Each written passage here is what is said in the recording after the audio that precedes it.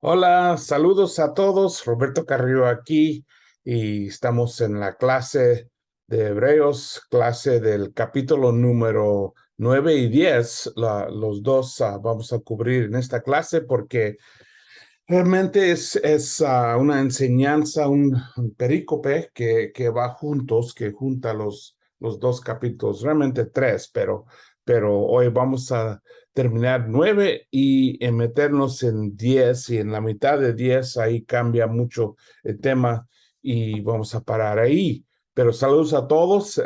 Ahora estoy otra vez de nuevo en Los Ángeles y regresé hace unos días de África, que fue un tiempo increíble. Y yo sé que algunos estuvieron orando para mí. Gracias por el viaje y por todo lo que pasó. Fue en realidad un tiempo increíble.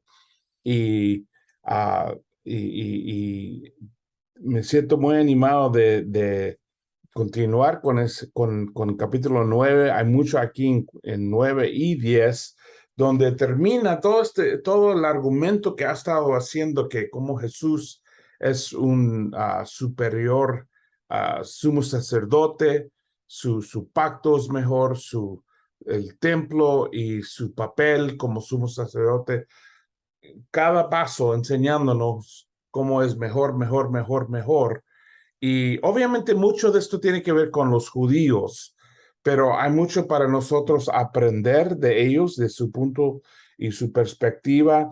Y yo creo que en muchas maneras nos ayuda a apreciar nosotros, ¿no? Porque aunque no somos judíos, nosotros entendemos la transición, el cambio de una religión uh, bastante legalista a una religión basada en la gracia, basada en Cristo, en el amor para Cristo, y obviamente la tentación de regresar a lo más básico en nuestra religión. Déjame poner las transparencias. Voy a empezar donde terminé con la última clase, que yo creo que es un punto gigante en el estudio de Hebreos.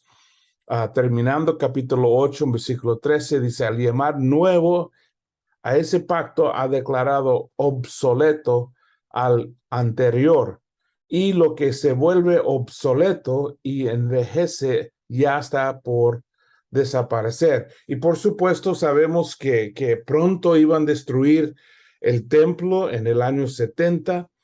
Tito se iba a llegar con el imperio romano, con toda la fuerza del imperio romano, los soldados, y destruyeron básicamente la ciudad de Jerusalén, tumbaron el templo, tumbaron toda la forma de adoración de los judíos, y representa un cambio grandísimo en la historia de los judíos, porque por tantos siglos su religión estuvo enfocado en el templo, bueno, primero en el tabernáculo y luego en el templo. Y siempre es interesante, ¿no? Que en el libro de Hebreos se enfoque en el tabernáculo, no en el templo, a pesar de que cuando escribieron el libro de Hebreos, lo más probable era que esto era antes de destruir el templo, y hubiera sido bastante lógico hablar del templo, no del tabernáculo, pero como hay opiniones diferentes del por qué lo hizo así.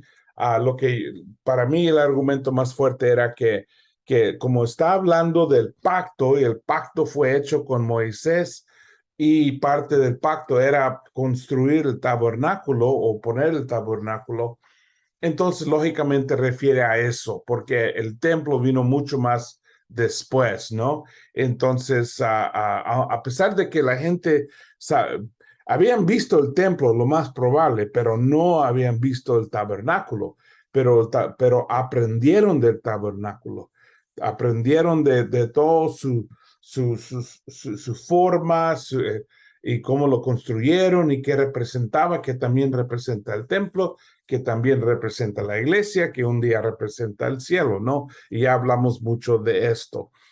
Pero este versículo es súper importante porque lo pone tan claro, ¿no? Y muchas religiones no lo entienden bien, el cambio del Antiguo Testamento al Nuevo Testamento, el cambio del viejo pacto o el pacto anterior al nuevo pacto. Muchos no entienden ese cambio, no entienden cómo funciona o por qué no tenemos que obedecer. Yo creo que, bueno, yo he visto, bueno, hay muchas iglesias que todavía tratan de poner en práctica mucho del Antiguo Testamento, mucho del pacto anterior, y ni saben que lo están haciendo. Obviamente, Pablo habla mucho de este tema en Gálatas. Dice que si van a seguir la ley, deben seguirlo completamente. Yo he tenido personas críticas conmigo porque yo tengo tatuaje en los dos brazos y por supuesto, me demuestran Levítico, creo que es 17, donde dice que no se permite escribir o marcar su piel, ¿no? Y yo siempre les digo, bueno, ok, está bien, si quieres vivir según la ley, hay que poner todo ese capítulo en práctica, es decir, que no puedes comer camarones, no puedes comer langosta, que también no puedes cortar los lados de su cabello, que no puedes poner ropa de telas mezcladas y hay muchas leyes, ¿no? 613, pero no tenemos que seguir esas leyes porque somos del nuevo pacto, no del viejo pacto o el pacto de anterior. Y qué increíble, como dice que está por desaparecer. Y la verdad, las dos palabras para obsoleto y desaparecer son palabras fuertes, ¿no? De que será destruido y borrado la historia, ¿no? Que va a desaparecer completamente. Entonces son palabras fuertes, palabras impactantes que se darían cuenta los judíos, los hermanos judíos, escuchando esto, usa el autor palabras bastante claras y fuertes para mostrar que el Antiguo Testamento ha terminado, ¿no? Es decir, que como ley, como obligación de ley. Obviamente hay mucha sabiduría, muchos principios, hay mucho que aprender. Yo diría de los 10 mandamientos, no hay ninguno que debemos desobedecer. Aunque no somos bajo la ley, todavía hay muchos principios muy importantes. Pero en cuanto a la ley, la obligación de la ley, el camino de la ley para la rectitud, nadie encontró éxito, nadie va a encontrar éxito, entonces por eso tiene que pasar, ¿no? Y aquí terminamos el argumento que nos da, ¿no? Empezando en capítulo 9 y vamos hasta 10, 18. Dice el propósito bueno, aquí está una foto de tabernáculo que era bastante sencillo, ¿no? Porque eran cuando, antes de entrar la tierra prometida, entonces siempre estaban ellos moviendo, vivían más, ¿cómo se dice en español? Nomáticos, ¿no? En inglés es nomádicos, es decir, siempre moviendo, ¿no?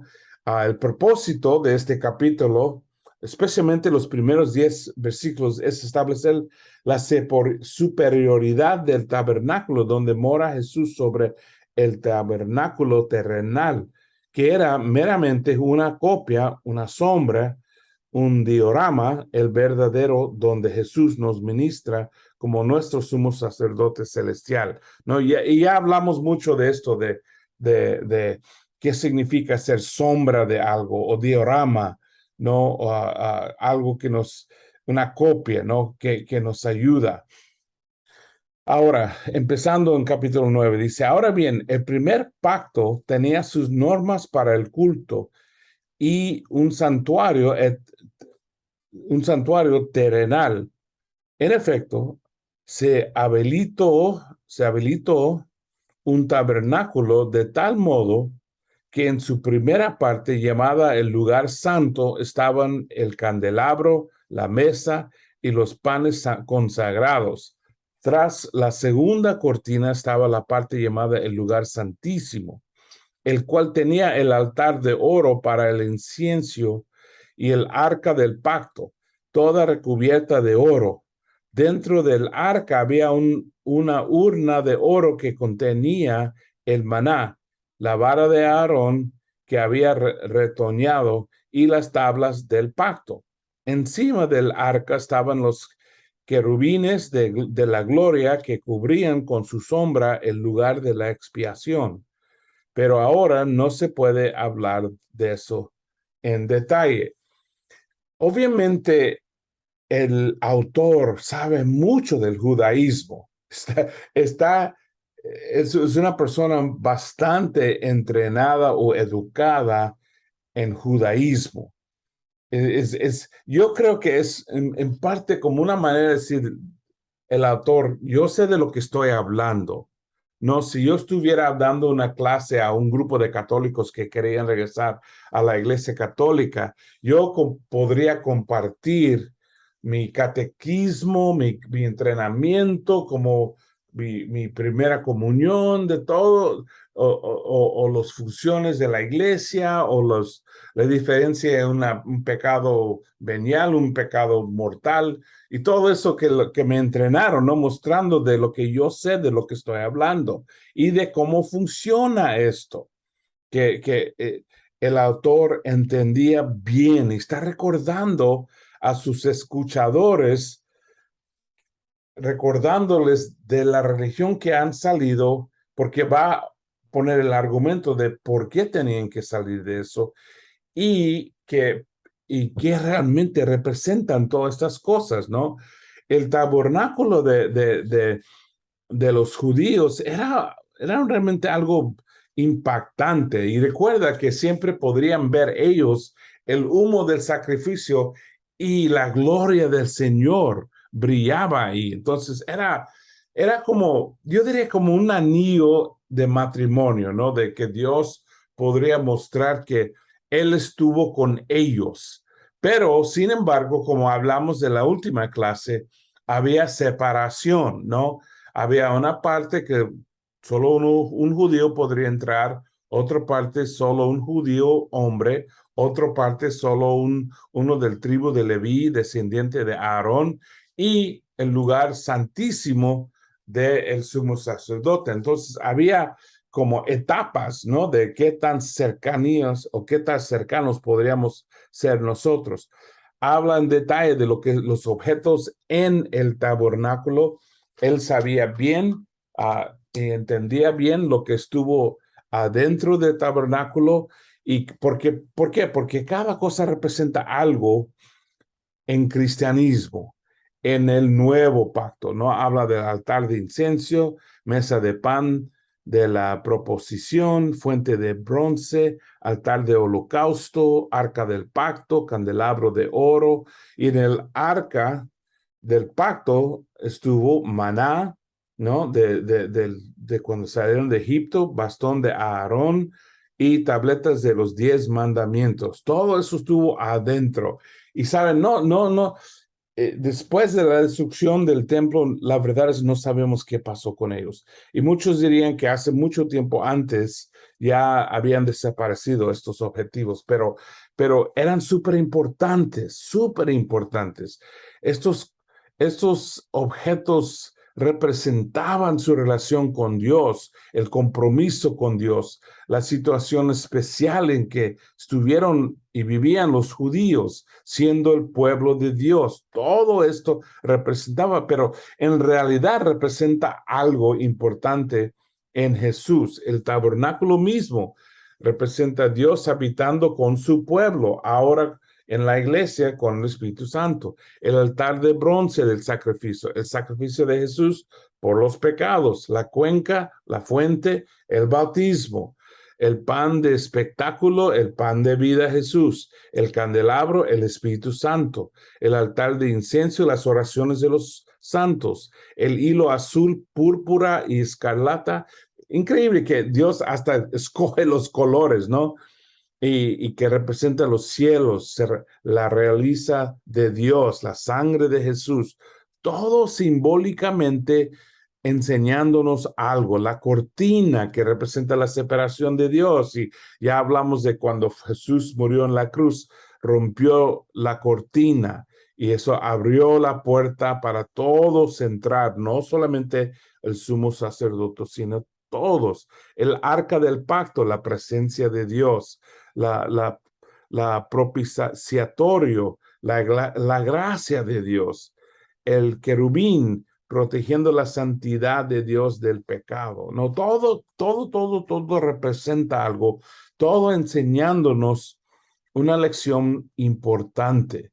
Continúa diciendo, así dispuestas todas estas cosas, los sacerdotes entran continuamente en la primera parte del tabernáculo para celebrar el culto, pero en la segunda parte entra únicamente el sumo sacerdote y solo una vez al año, provisto siempre de sangre que ofrece por sí mismo y por los pecados de ignorancia cometidos por el pueblo. Con esto el Espíritu Santo da a entender que mientras siga en pie el primer tabernáculo, aún no se habrá revelado el camino que conduce al lugar santísimo. Esto nos ilustra hoy día que las ofrendas y los sacrificios que ahí se ofrecen no tienen poder alguno para perfeccionar la conciencia de los que celebran ese culto. No se trata más que de reglas externas relacionadas con alimentos, bebidas y diversas ceremonias de purificación, válidas solo hasta el tiempo señalado para reformarlo todo. Aquí es muy importante, ¿no? Estos comentarios, explicación de la diferencia entre el nuevo pacto y el antiguo pacto. Y nos explica con detalle, ¿no? Y por supuesto, hemos estado hablando esto los últimos capítulos, ¿no? Ahora lo está llevando todo a un fin, ¿no? Como un resumen del argumento. Ya hemos hablado. Yo recuerdo, por muchas veces, a veces cuando estudié el libro de Hebreos, me dice, pero ya habló de esto, ya mencionó esto, ya explicó esto, pero el autor quiere ponerlo clarísimo, ¿no? La diferencia para ayudar a los escuchadores a entender que sería una tontería regresar a la sombra de algo real, regresar a la copia de algo que es otra cosa mucho mejor, ¿no? Y ahora está hablando de todo, del sumo sacerdote, y el sacerdocio de Jesús, del templo o del tabernáculo, del pacto, todos estos temas de cómo tenemos algo tanto mejor que todo eso, ¿no? Y, y obviamente repasa aquí las limitaciones que únicamente el sumo sacerdote y tenía que hacer sacrificio por sus pecados y de ignorancia, no pecados a propósito de ignorancia y que no tenían en realidad poder alguno para perfeccionar la conciencia. Es decir, que todo esta era limpieza external y limpieza, purificación por afuera. Dice, no se trata más que de reglas externas, ¿no? Es todo esto una sombra, todo esto para afectar o impactar lo que está fuera. No realmente impacta el corazón o el espíritu, el alma. Realmente es una limpieza, es una purificación, entonces bastante limitada, ¿no? Sigue enseñando en 11 a 14. Cristo, por el contrario, al presentarse como sumo sacerdote de los bienes definitivos en el tabernáculo más excelente y perfecto, no hecho por manos humanas, es decir, que no es de esta creación, entró una sola vez y para siempre en el lugar santísimo. Es decir, que Dios, yendo a la cruz, sufriendo, derramando su sangre, a pesar de ser hombre, pudo acercarse a Dios en el lugar santísimo para nosotros.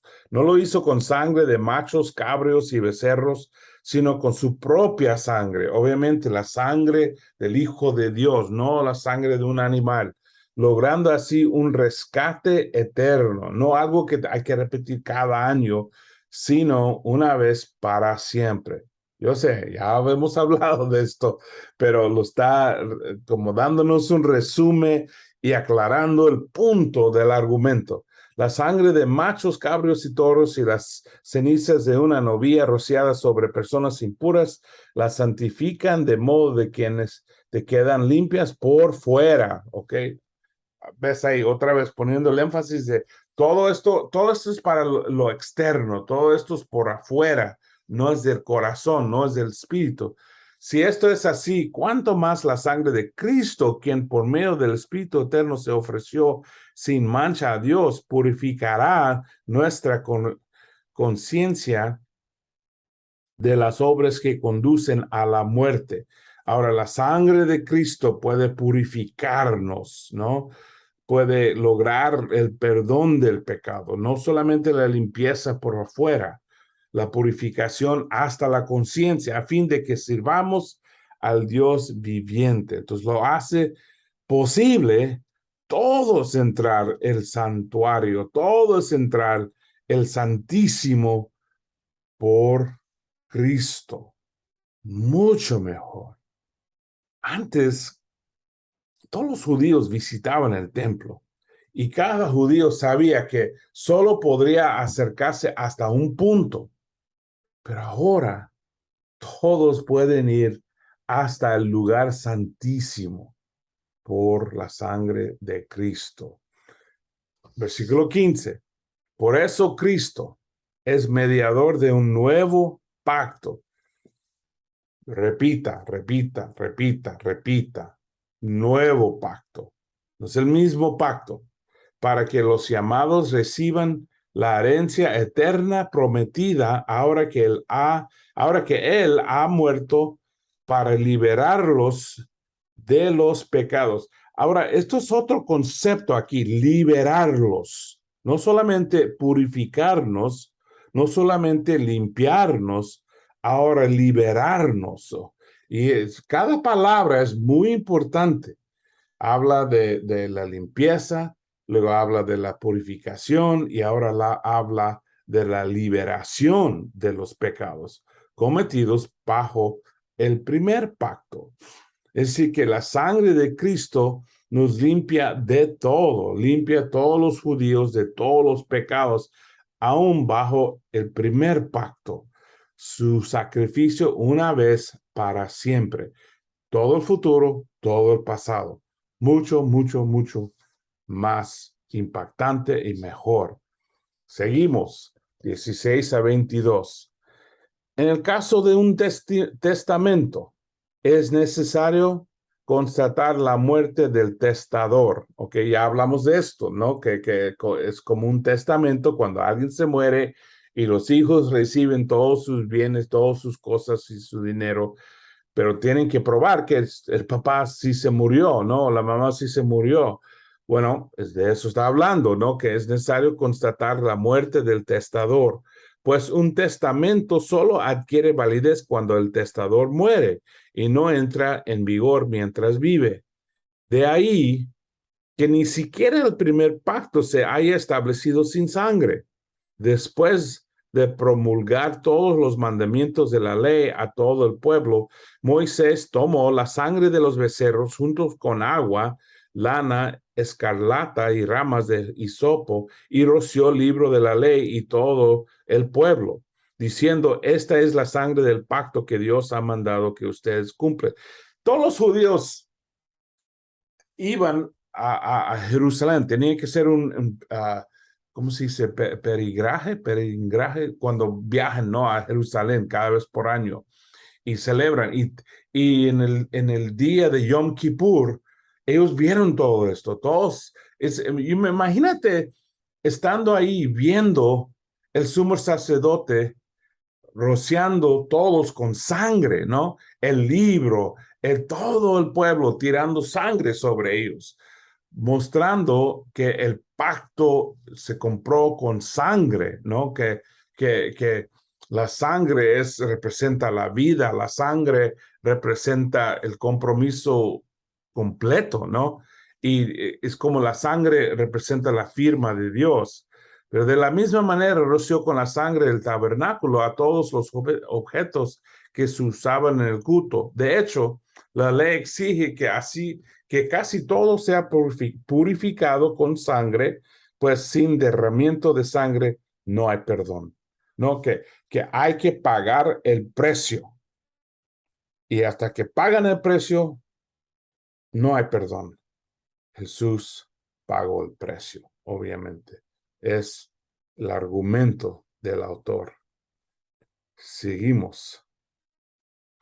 Así que era necesario que las copias de las realidades celestiales fueran purificadas con esos sacrificios, pero que las realidades mismas lo fueran con sacrificios superiores a aquellos, ¿no? Que todo esto requiere un sacrificio superior. En efecto, Cristo no entró en un santuario hecho por manos humanas, simple copia del verdadero santuario, sino en el cielo mismo, para presentarse ahora ante Dios en favor nuestro. Ni entró en el cielo para ofrecerse vez tras vez, como entra el sumo sacerdote en el lugar santísimo cada año con sangre ajena. Si así fuera, Cristo habría tenido que sufrir muchas veces desde la creación del mundo. Al contrario, ahora al final de los tiempos se ha presentado una sola vez y para siempre a fin de acabar con el pecado mediante el sacrificio de sí mismo.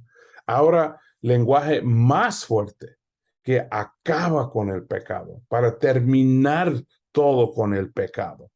¿Sí? ¿Ves? Hablaba de la purificación, de la limpieza. Ahora, otro paso más, no solamente liberación del pecado, pero acabar con el pecado mediante el sacrificio no de un de un toro, de un animal, sino de sí mismo. Y así como está establecido que los seres humanos mueran una sola vez y después venga el juicio. Esta frase es muy fuerte, es muy poderoso. Yo creo que es el autor, es su manera de como empujar el escuchador. Mira, tenemos una vida. No hagas tonterías con esa vida. Solo tienes uno y luego vas al juicio final. Piensa bien cómo lo estás viviendo. También un punto no secundario, tal vez tercer punto es que no hay, ¿cómo se llama eso? En religión de hindús, de que todos van a regresar, todos siguen regresando después de la muerte. Eso no pasa. Todos recibimos una vida, nada más, una vida y luego el juicio final. Entonces, no es como un juego de video que si te mueres, te da nueva vida o que puedes empezar juego de nuevo y tener otra vida. Tienes una vez solamente, una oportunidad y luego tienes que presentarte ante Dios. También Cristo fue ofrecido en sacrificio una sola vez. Él tuvo una vida. No regresaba. Hay teorías de que Jesús regresó y que vivía en la India, que vivía en otros. No, una vida. Y dio su única vida para quitar, claramente aquí dice, quitar los pecados de muchos. Y no de todos, obviamente porque hay que responder a Jesucristo. Jesús ama a todo el mundo, todos, hasta los hindús, budistas, musulmanes, judíos, todos. Pero no todos tienen una relación que los va a salvar. No todos han escogido a seguir a Jesús, obviamente, ¿no? Sino, dice, y ya no para cargar, dice, de muchos, y aparecerá por segunda vez, ya no para cargar con pecado, ya no para cargar con pecado algunos, sino para traer salvación a quienes lo esperan. ¿No? ¿Ves? Aquí está terminando todo el argumento. del valor del nuevo pacto, del sumo sacerdote, de nuestro líder Jesús, ¿no? Del tabernáculo, templo, a iglesia, todo, a este punto, para traernos la salvación cuando Él regresa, ¿no? Y va a regresar un día, Él va a regresar. Ahora vamos, no ha terminado, por eso continuamos el capítulo 10, porque sigue con los mismos pensamientos. Dice, la ley es solo una sombra. Aquí hay un resumen. Es solo una sombra de los bienes venideros y no la presencia misma de estas realidades. Recuerden la palabra skia, ya hablamos de eso. Una sombra, ves una sombra, te dice mucho, dices hombre, mujer, alto, chaparrito, te dice mucho, pero no es la persona. Aunque te da mucha información, no es la persona. No es lo mismo que ver la persona. Así es la ley. La ley o el Antiguo Testamento o el Antiguo Pacto o el primer pacto nos ayudó mucho a entender mucho, nos dio mucha información en cuanto a Dios, pero no es lo mismo que el cristianismo, que es Cristo enseñándonos cómo es Dios y dándonos el nuevo pacto. Y no dice, y no la presencia misma de estas realidades. ¿No? La otra palabra, pragma es griego, no sé si lo puedes ver atrás de mi foto. Pragma, la realidad, que se traduce como la realidad, que es un hecho, es algo en que puedes confiar, que es la realidad. Eso es el nuevo pacto, eso es el cristianismo, eso es que Jesús es nuestro Rey, nuestro Señor. Por eso nunca puede, mediante de los mismos sacrificios que se ofrecen sin cesar año tras año, a ser perfectos a los que adoran, ¿no? Porque los que siguen el Antiguo Testamento, los que siguen el pacto anterior, nunca van a ser perfeccionados, porque solo Cristo puede hacer eso. La sombra, no puedes ver la sombra de un plato de comida, eso no te va a llenar. El plato de comida te va a llenar, pero la sombra nada más te da una idea de lo que viene. Lo mismo, el pacto anterior no te puede perfeccionar. Y recuerda, lo que significa la palabra perfección es ser desarrollado, maduro, ¿no? Desarrollado a tu forma final para los que adoran. De otra manera, no habrían dejado ya de hacerse sacrificios, pues los que rinden culto purificados de una vez por todas ya no se habrían sentido culpables de pecado. Pero esos sacrificios son un recordatorio anual de los pecados, ya que es imposible que la sangre de los toros y de los machos cabríos quite los pecados. Esos sacrificios no te van a traer el perdón de tu pecado y no te van a purificar, no te van a quitar la culpabilidad de tu pecado, porque son nada más un recordatorio, son imperfectos, sacrificios imperfectos. Solo la sangre de Cristo. Y aquí empieza a hablar del Antiguo Testamento usando Salmo 40, 6 a 8.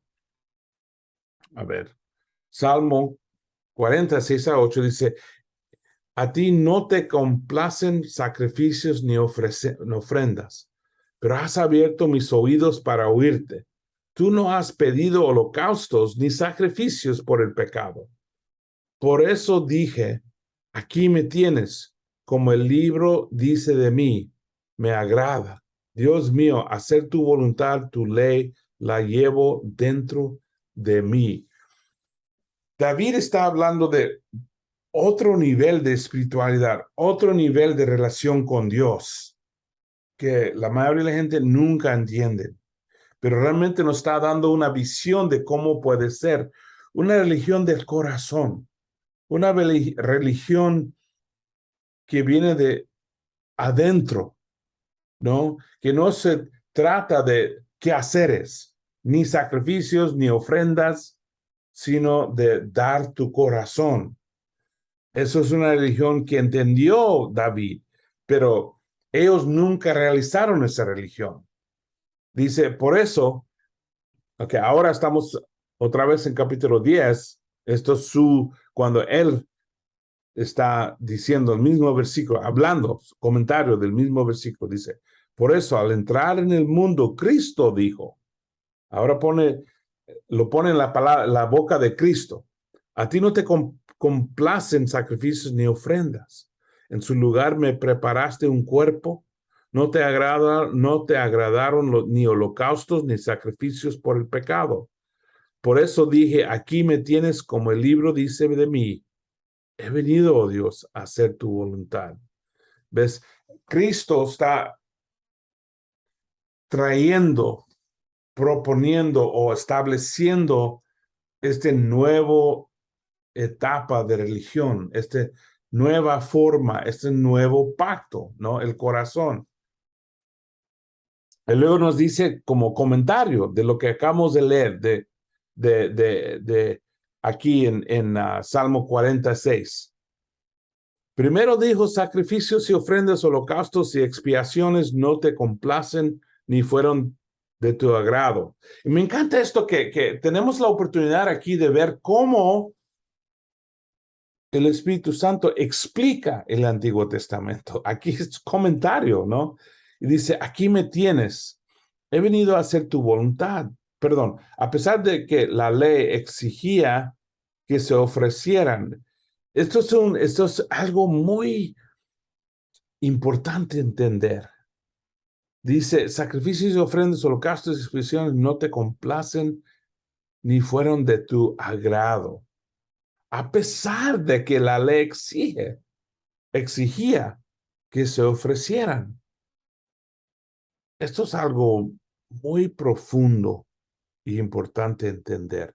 Cuando los fariseos criticaron a Jesús por comer con prostitutas y pasar tiempo con los cobradores de impuestos, Jesús los retó diciéndoles, vayan, encuentran qué significa yo quiero misericordia y no ofrendas o sacrificios. Y estuvo hablando de Oseas, creo que es 6:8 o 8:6, siempre no recuerdo, es 8:6 o 6:8. Dos veces lo dijo a ellos. Y en Mateo 23 los dice que ustedes han tragado un camello a pesar de que quieren, no recuerdo cómo lo dice en español, pero ustedes saben, porque dice que hasta que sacan diezmo de sus, sus,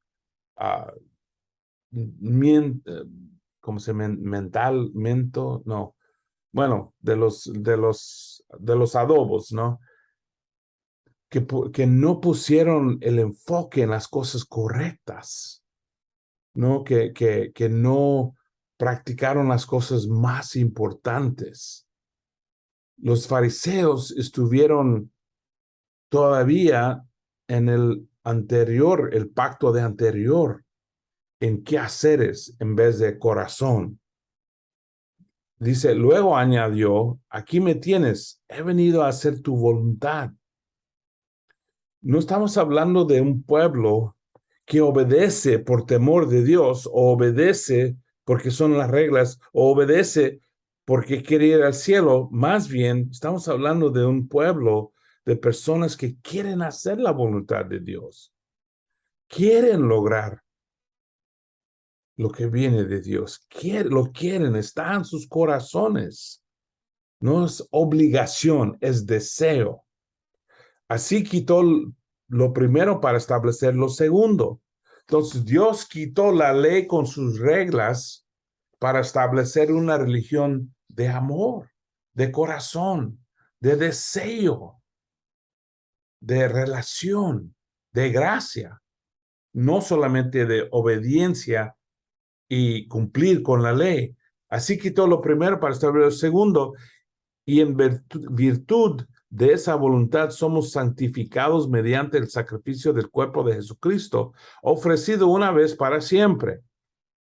Y todo esto vino el nuevo pacto por Jesús.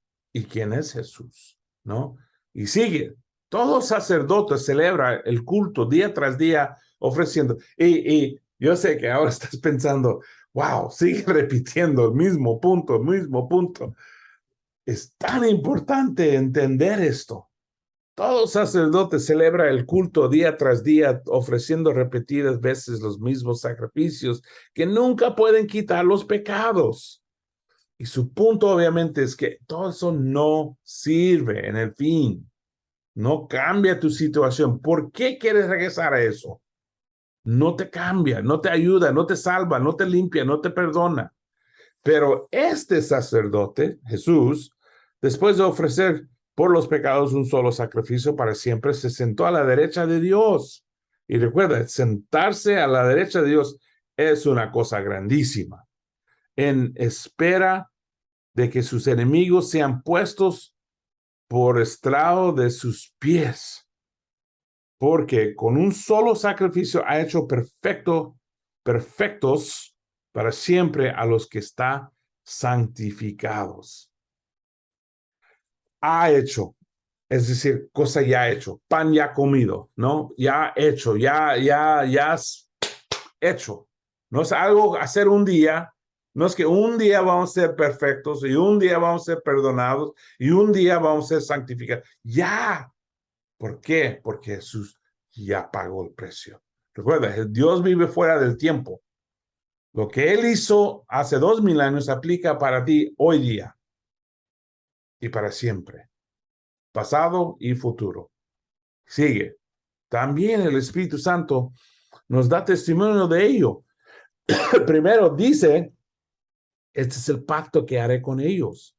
Después de aquel tiempo, dice el Señor, pondré mis leyes en su corazón. Estos comentarios nos está explicando lo que dice en Salmo 40. Pondré mis leyes en su corazón y las escribiré en su mente. Esto va a ser un pueblo de personas que conocen la palabra de Dios, memorizan las escrituras, tienen la palabra en sus mentes. Tienen el deseo de cumplir con la voluntad de Dios en sus corazones. Es lo que Dios quiere. No solamente obediencia ni un pueblo que teme castigo, que no quiere ir al infierno, que solo hace todo para llegar al cielo, sino un pueblo de personas que aman al Dios Todopoderoso que nos ama tanto. Después añade, dice, y nunca más me acordaré de sus pecados y maldades. Y cuando estos han sido perdonados, ya no se hace falta otro sacrificio por el pecado. Como fue una vez para siempre, no hay que hacerlo otra vez. Aun si, mira, yo tengo casi 40 años como discípulo. Cuando yo caigo en pecado, ya ha sido perdonado. Claro, yo podría dar mi espalda a Dios y regresar al mundo si quiero, pero si sigo caminando con Dios, es todo siempre perdonado, todo. No tengo que vivir con vergüenza, con temor. Puedo vivir con confianza, con confianza. Dice, nunca más me acordaré de sus pecados. Yo pienso en mis hijos, como yo amo mucho a mis hijos, yo tengo 3 hijos, cada uno ha hecho cosas que me ha rompido el corazón, que me ha roto el corazón. Cada uno tiene sus pecados, pero cuando vienen a mi casa, porque todos son adultos ahora, yo no pienso en sus pecados, yo no pienso en el dinero que presté a mi hija que nunca me pagó, yo pienso en cuánto la quiero, cuánto la amo. Y qué gusto es pasar tiempo con ella. Qué gusto, qué bendición pasar el tiempo con mis hijos y disfrutar de nuestra amistad, de nuestro amor y relación. No pienso en sus pecados. Claro, no quiero que pecan más y no quiero que me lastimen más, pero pienso en el amor que tengo para ellos. Así es Dios. Es lo que Él quiere decir. El nuevo pacto es un pacto distinto de relación, de amor entre todos nosotros. Y aquí está los versículos de Jeremías 31, dice, ya lo mencionó, pero vamos a leerlo. Esto es el pacto que después de aquel tiempo haré con el pueblo de Israel, afirma el Señor.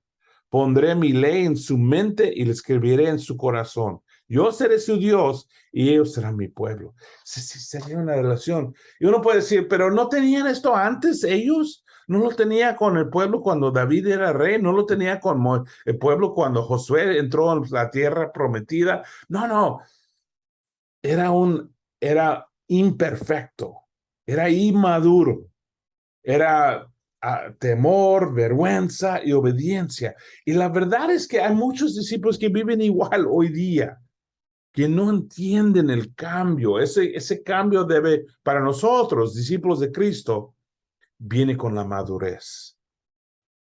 En el principio, mucho de lo que nos anima es la obediencia, temor del pecado, temor de caer, temor de ser castigado, temor del infierno, pero creciendo, madurando como como cristianos, perdón, debemos ser más y más y más motivados, inspirados por el amor y la gracia de Cristo, conociendo el Señor más y más y más.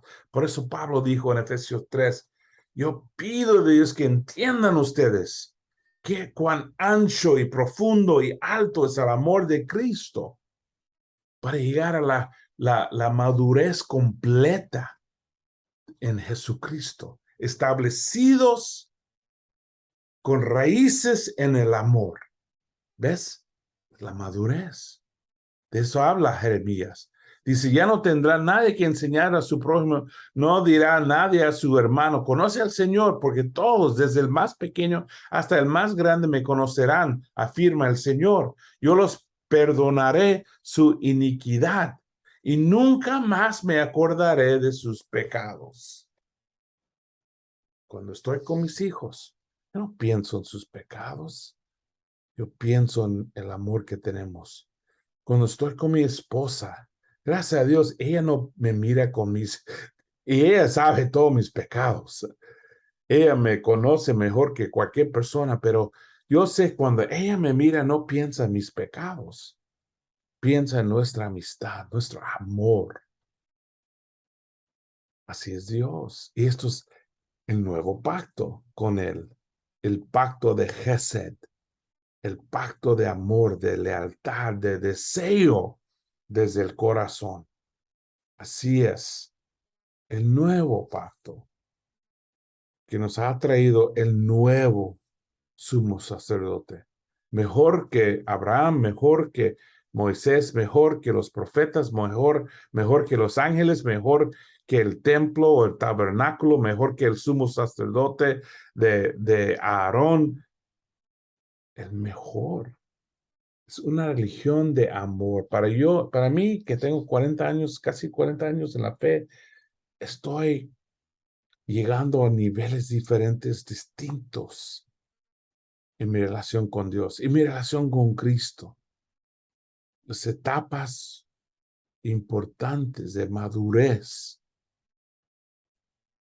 De eso se trata el libro de Hebreos. No quiero regresar a vivir una vida llena de culpabilidad, de obligación y hacer todo por obediencia. Amén. Todos tienen que obedecer. Todos nosotros tenemos que obedecer.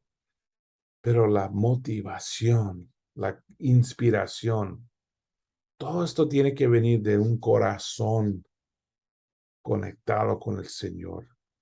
Su palabra en nuestra mente, su espíritu y amor en nuestro corazón, nuestra voluntad en Él, no en este mundo. Entonces, grande todo este argumento del nuevo pacto que es mucho, mucho mejor. yo creo que ahí paramos. Llegamos a nueva sección en capítulo 10 que nos va a llevar a otra advertencia, ¿no? Y empieza el argumento de nuevo con capítulo 10. Ahí terminamos. Gracias, hermanos, gracias. Vamos a parar esto y a ver aquí. Y vamos a parar y nos vemos la próxima clase, hermanos. Buen camino.